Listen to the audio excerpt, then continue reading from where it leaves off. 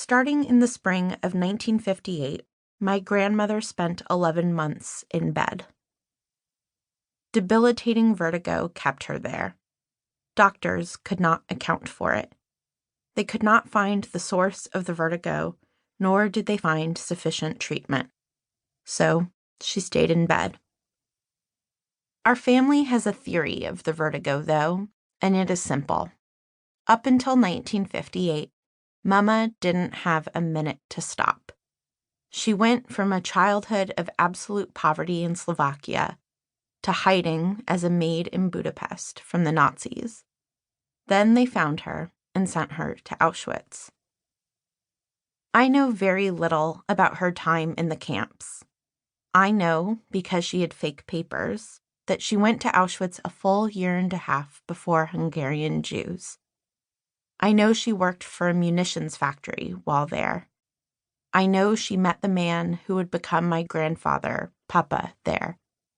Sorry to tell you that they did not fall in love there. Boy, would that have been a story. But they interacted several times in the factory and became recognizable acquaintances to each other. In fact, Mama was Papa's supervisor and would overlook when Papa intentionally sabotaged an item. This could easily have gotten them both killed. I also know Mama lost her brother and her parents in the concentration camps. Her sister, to whom she was not close, survived. But Mama, throughout my life, spoke very little about her time in the camps.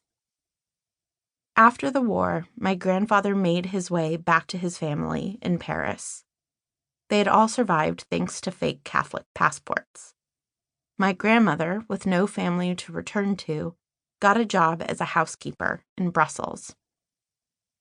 Pretty quickly after returning to Paris, Papa started working in the post-war depression that was Europe in 1945. In December of that year, that work brought him to Brussels, and right outside the subway, he ran into an acquaintance from the camp. They got married a month later. She joined his family's post-war business, smuggling.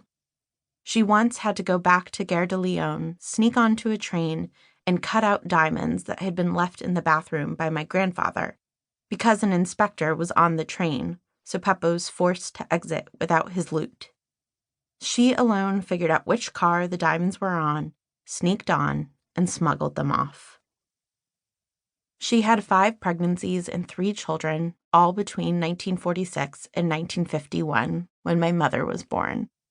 She moved to France, then to Israel, back to France, and then to America, Los Angeles.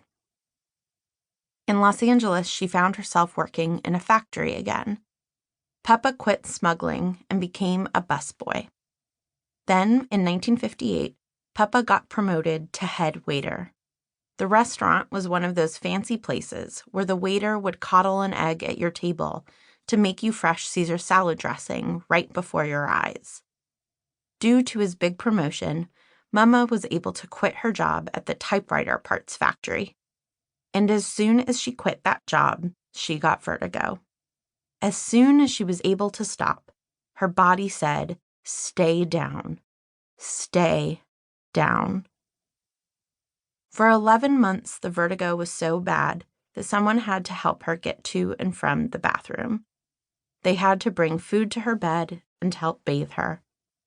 My mother remembers spending a lot of time in bed with Mama during that time, and she also remembers that Papa had to learn how to do my mom's hair. He used his acquired skills to do my hair as a child, too, knowing from his experience with my mother how to handle my curls. The lessons learned from necessity can sometimes turn up in French braids. I have no idea what Mama thought about during that year in bed, but my spoiled little mind imagines the worst, the most dramatic version of the possibilities. I imagine she was trying to understand how in one lifetime she could go from being the daughter of an Orthodox tombstone engraver in a shtetl in rural Slovakia to being the mother of 3 American kids who wanted a Christmas tree in Los Angeles. I imagine she was wondering how her little brother had died and how her parents had died, Did they suffer? Were they scared?